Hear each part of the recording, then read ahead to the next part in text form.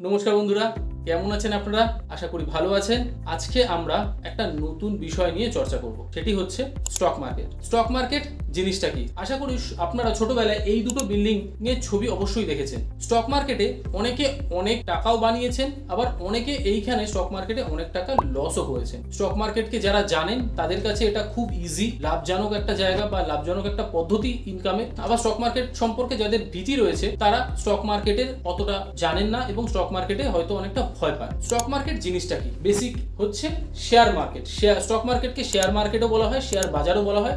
Share কথার মানে হচ্ছে অংশীদারিত্ব, কোনো একটি কোম্পানির অংশীদারিত্ব নেওয়া এবং সেটা কোনো একটা মাধ্যমের বা সেটা কোনো একটা বাজারে নেওয়া হয়, সেই বাজারটাকে এক কথায় বলা হয় স্টক মার্কেট। আমি যদি আমাদের ইন্ডিয়ান স্টক মার্কেটকে আপনাকে বোঝাই তাহলে এইরকম ভাবে বোঝাবো।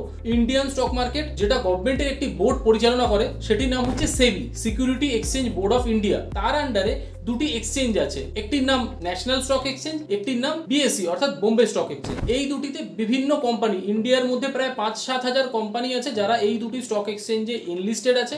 সেইখানে এনলিস্টেড হওয়া মানে তারা তাদের কিছুটা কোম্পানির অংশীদারিত্ব সেই স্টক মার্কেটে রেখেছে এবং সাধারণ মানুষের হাতে সুযোগ রয়েছে সেই কোম্পানির অংশীদারিত্ব কেনা এবং পয়সা উপার্জন করা বা সেই কোম্পানিতে ইনভেস্ট করা বা নিবেশ করা, যেটাকে বাংলায় বলে নিবেশ করা। ধরুন আপনি কোনো একটি কোম্পানিতে কিছু শেয়ার কিনলেন, তাহলে কি হলো না, আপনি সেই কোম্পানির ততটুকু শেয়ারের মালিকানাধীন হলেন, আপনি মালিক হয়ে গেলেন সেই কোম্পানির ততটুকু শেয়ারের। এইবারে ধরুন আপনার ইনভেস্ট করার পরে সেই কোম্পানি খুব ভালো পারফর্ম করলো, অর্থাৎ তার কোয়ার্টার রেজাল্ট খুব ভালো এলো, সেই কোম্পানি অনেক প্রফিট করলো, তাহলে সেই স্টক প্রাইসটা বাড়তে থাকবে। তাহলে আপনার ইনভেস্টেড টাকাটা ধীরে ধীরে সেখানে গ্রো করতে থাকবে। ঠিক অপোজিট, আপনি ধরুন কোনো একটি না জেনে অজ্ঞানতার সাথে কোনো একটা কোম্পানিতে ইনভেস্ট করলেন এবং সেই কোম্পানির রেজাল্ট খারাপ আসছে, তাদের পারফরমেন্স খারাপ হচ্ছে বা সেই কোম্পানির প্রফিট হচ্ছে না, তাহলে তার শেয়ার প্রাইস ধীরে ধীরে কমবে।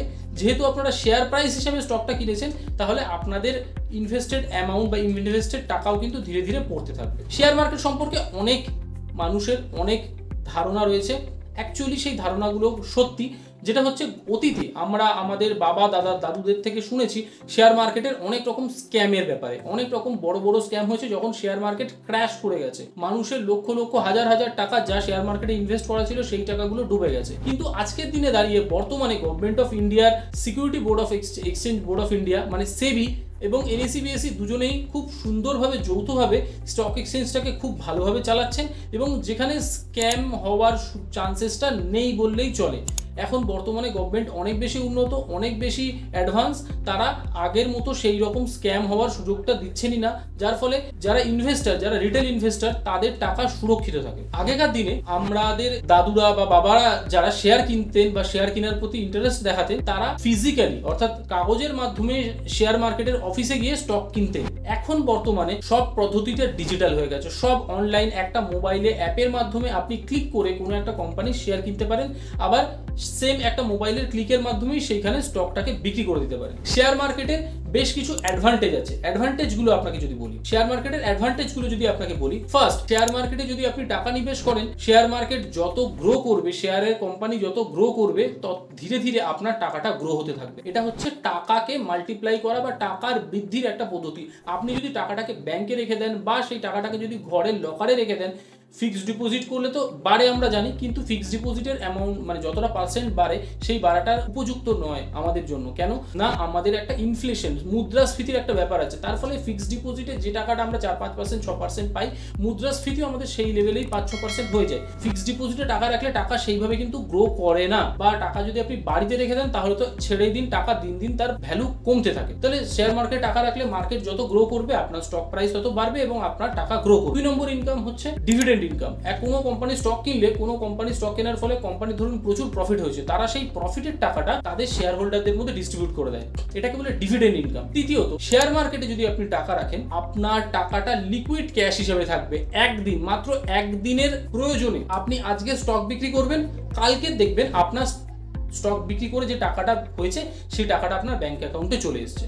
তাহলে একদিন সময় দিলে আপনি আপনার স্টক বিক্রি করে টাকাটাকে লিকুইড ক্যাশ হিসেবে ব্যবহার করতে পারবেন। কিন্তু সেই জায়গায় যদি সোনা বলুন, বাড়ি বলুন, ফ্ল্যাট বলুন, জমি বলুন আপনি কেনেন, সেটা কিন্তু অত সহজে আপনি বিক্রি করতে পারবেন না, সঠিক দাম পাবেন না। কিন্তু স্টক আপনি যখন খুশি আপনার সুবিধা মতো বিক্রি করতে পারছেন। এবার শেয়ার মার্কেটের কিছু ডিসঅ্যাডভান্টেজ, সেটা কি না, মার্কেট অনেক সময় ফ্ল্যাকচুয়েট করে। কি কারণে ফ্ল্যাকচুয়েট করে? মার্কেটে ইলেকশন রেজাল্টের উপরে মার্কেট অনেক ফ্ল্যাকচুয়েশন হয়। কোনো নিজেদের দেশ হতে পারে, অন্য দেশে যুদ্ধ লাগতে পারে, কোথাও তেলের সংকট হতে পারে, কোথাও খরা লাগতে পারে, কোথাও বন্যা হতে পারে। এই সমস্ত বিভিন্ন কারণে স্টক মার্কেট প্রচুর পরিমাণে ফ্ল্যাকচুয়েট করে, আপ ডাউন করতে থাকে। এইটা একটা সমস্যা। দ্বিতীয়ত হচ্ছে কোম্পানি স্পেসিফিক রিস্ক। ধরুন আপনি কোনো একটা কোম্পানিতে টাকা ইনভেস্ট করলেন, পার্টিকুলার সেই কোম্পানিটা কোনোভাবে খারাপ রেজাল্ট বার করলো, বা তাদের মধ্যে ভালো পারফরমেন্স চলছে না, বা কোম্পানির মধ্যে কিছু ভুল ভ্রান্তি চলছে, তার ফলে কি হবে, সেই কোম্পানির স্টক প্রাইস ধীরে ধীরে পড়বে এবং আপনার টাকাটাও ধীরে ধীরে ভ্যালু কমে যাবে। এবং এই শেয়ার মার্কেট সম্পর্কে আজকের দিনে আমরা যেটা দিতে পারি সেটা হচ্ছে বিগিনার্স টিপস। বিগিনার্সদের জন্য শেয়ার মার্কেট সম্পর্কে একটা সুন্দর টিপস দিতে পারি। এক, শেয়ার মার্কেটকে সবসময় ধরতে হবে লং টার্ম গেম হিসেবে। লং টার্ম মানে আপনি আজকে টাকা রেখে 6 মাস পরেই ভাববেন টাকা ডবল হয়ে যাবে, বা 1 বছর পরে টাকা ডবল হয়ে যাবে, নয়।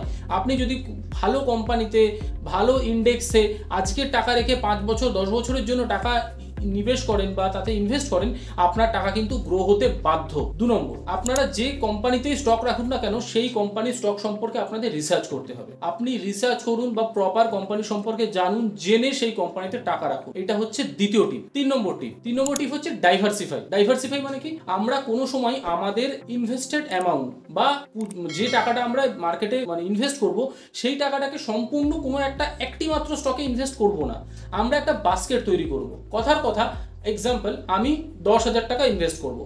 আমি ওই 10,000 টাকাটাকে 10টা ভাগ করব বা 5টা ভাগ করব, করে 1,000 বা 2,000 করে 5টা বা 10টা কোম্পানিতে ভাগ করে দেবো। দিলে কি সুবিধা হবে, 10টা কোম্পানি যদি ঠিকঠাক পারফর্ম করে তো খুব ভালো, এবং সবসময় এটাও হয়ে যায় যে 10টা কোম্পানির মধ্যে 10টা কোম্পানি ঠিকঠাক পারফর্ম করতে পারলো না, কোনো একটা বা দুটো কোম্পানি খারাপ পারফর্ম করলো, তাহলে হয়ে গেল কি না, সেই একটা দুটো কোম্পানি স্টক প্রাইস পড়ে গেল, কিন্তু বাকি যে 7-8খানা কোম্পানি আমাদের বাস্কেটে রয়েছে তারা ভালো পারফর্ম করেছে এবং তাদের শেয়ার প্রাইস বেড়ে গেছে, ফলে আমাদের ইনভেস্টেড অ্যামাউন্টটাও গ্রো করেছে। তাহলে আমরা ডাইভার্সিফাই করলে সুবিধা কি হবে না, কোনো আমাদের টাকাটা রিস্ক হবে না, আমাদের টাকাটা রিস্কি জায়গায় যাবে না। আমরা ডাইভার্সিফাই করলে মার্কেটের আপ ডাউনসে আমাদের টাকাটা ব্যালেন্স হয়ে থাকবে। আশা করি বেসিক স্টক মার্কেট সম্পর্কে একটা সুন্দর জ্ঞান দিতে পেরেছি। যদি আরো কিছু আপনার জানার থাকে, আরো কিছু যদি আপনার কোয়ারি থাকে, আপনি কমেন্ট বক্সে অবশ্যই লিখুন, আমি ডাইরেক্টলি আপনার কমেন্টে ডেফিনেটলি রিপ্লাই করব। আর যদি ভিডিওটা ভালো লেগে থাকে, ভিডিওটাকে একটা লাইক দেবেন, আর ভিডিওটাকে বন্ধুদের সাথে শেয়ার করবেন যারা স্টক মার্কেট সম্পর্কে ভয় পাচ্ছেন বা স্টক মার্কেটে আসতে চাইছেন, বেসিক স্টক মার্কেট সম্পর্কে জানতে চান। এই ভিডিওটা তাদের জন্য। নমস্কার, থ্যাংক ইউ।